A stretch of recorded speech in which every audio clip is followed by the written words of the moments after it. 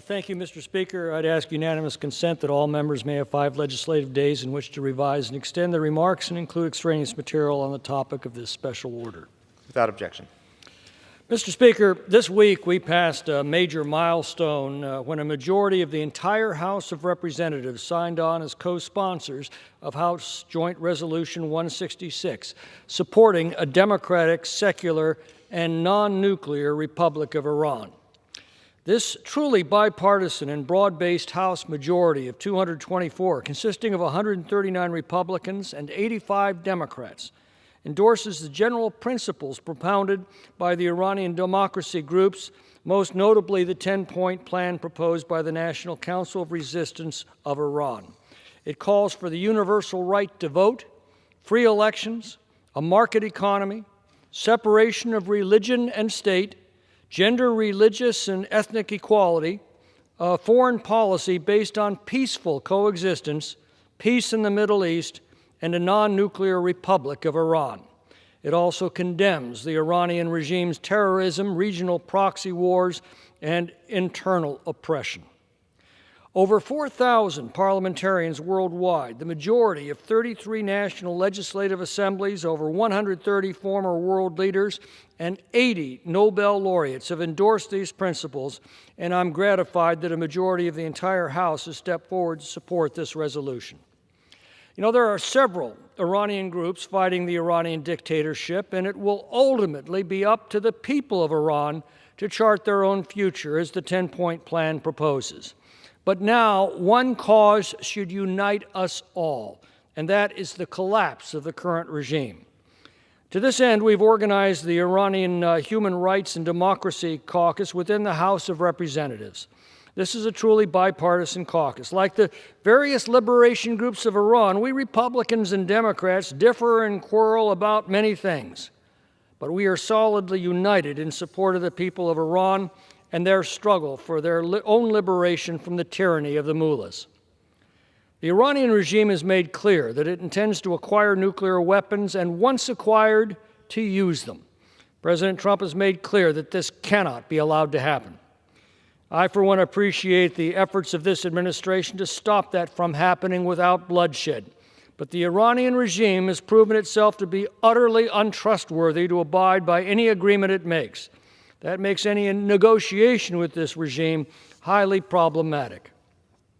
There's only one solution that promises to resolve this danger without the risk of a terrible war that would claim many thousands of innocent lives. And then that's the collapse of the regime from within. Opposition to the oppression of the mullahs has been simmering in Iran for many years. It's time to provide material support to help these groups liberate their country.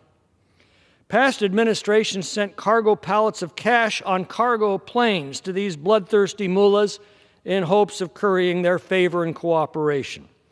However good the intentions, the result was to help fund the oppression of the Iranian people and the export of terrorism throughout the world.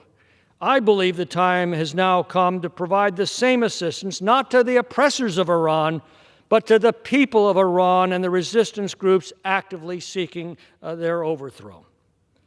The overthrow of this regime from within would be the cheapest, surest, and most peaceful way to remove it as a threat to the freedom of the Iranian people, the stability of the region, and the peace of the world. That's what the Iran Human Rights and Democracy Caucus was organized to promote, and what House Joint Resolution 166 pledges to accomplish. And now I'm very pleased to represent to introduce the representative from Florida, Mr. Randy Fine. Well, thank you, and thank you for having me here today to talk about this important subject. I came to speak because the cause of Iran is not just a cause that we should care about for the Iranian people, though we should as Americans. We're a people whose country was founded because a group of people were unhappy by the tyranny that we face, and there's no question that they face it over there as well. But that the cause of Iran is one that we should care about because it's in the best interest of the United States to care about. We live in a world that unfortunately is on fire, whether it's in China, whether we see it in Russia, but certainly in Iran. And Iran has chosen to not only take their horrific, genocidal, lunatic policies to kill their own people, to hurt women, to hurt people who won't abide by their radical Islamic faiths, but they've done it to other people around the world. They are the leading sponsor of terrorism around the world. Now, we saw this most dramatically just a little over 18 months ago, when on October 7th, 2023, 1,200 people, most of which were Jews, but not all, people from dozens of countries, including Americans, were attacked and killed. And we focus on Hamas, but Hamas only exists because Iran funds and supports it. And so just as we saw President Trump free the last American citizen who is being held hostage because of Iran, those problems, those challenges continue to happen today. I did a little research. Obviously, I have an affinity to Jewish problems around the world because I am one, and always have been part of a small minority throughout my life. I'm one here in Congress as well, where it's a great honor to be here. But in 1979, 100,000 Jews lived in Iran.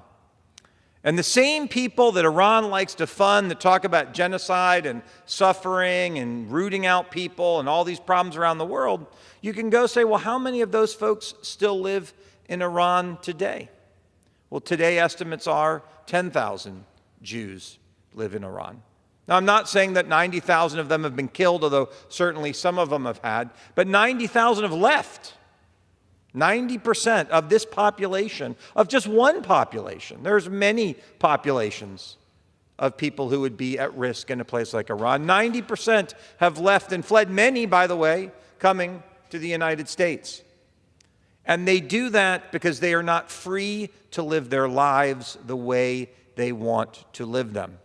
So today, when we talk about this, we stand with Iran not only because we believe in freedom for all people around the world, the freedom of self-determination to decide what kind of government you want, frankly, to allow women to vote, to have equal rights with men, to live in a society where religion is important, but it is not a tool for oppression.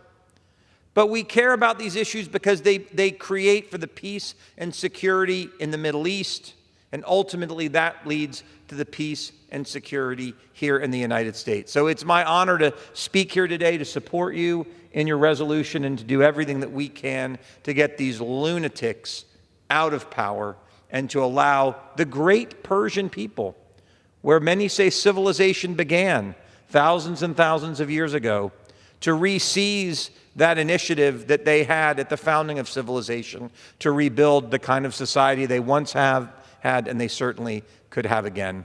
And I yield back.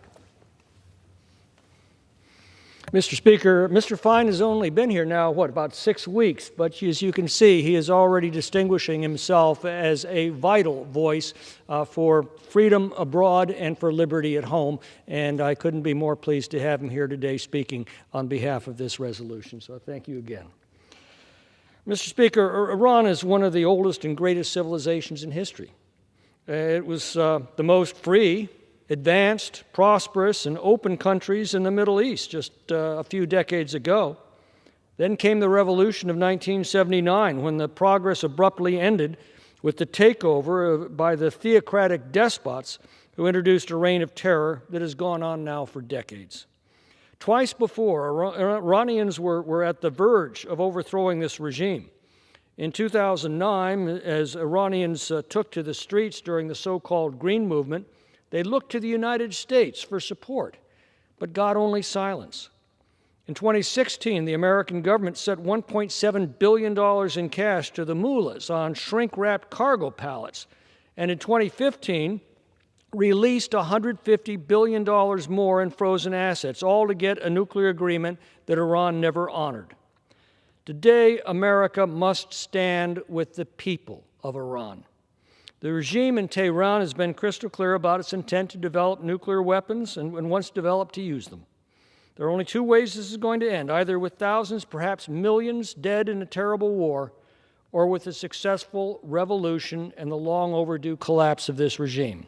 The President is speaking out forcefully and he is acting decisively. So must Congress.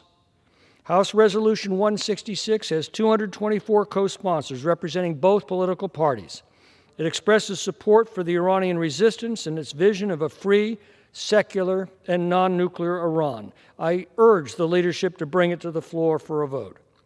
Our Declaration of Independence proclaims that whenever a government becomes destructive of the natural rights of its people, it becomes their right to alter or abolish it.